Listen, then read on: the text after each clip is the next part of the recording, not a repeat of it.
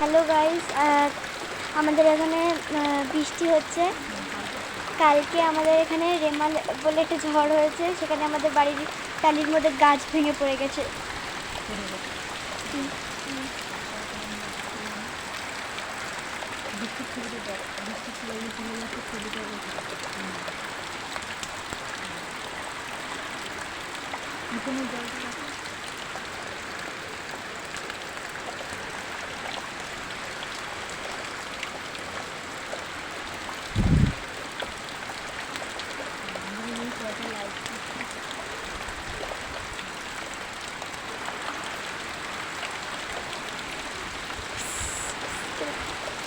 এখনো বৃষ্টি হচ্ছে, যে হাওয়া দিচ্ছে।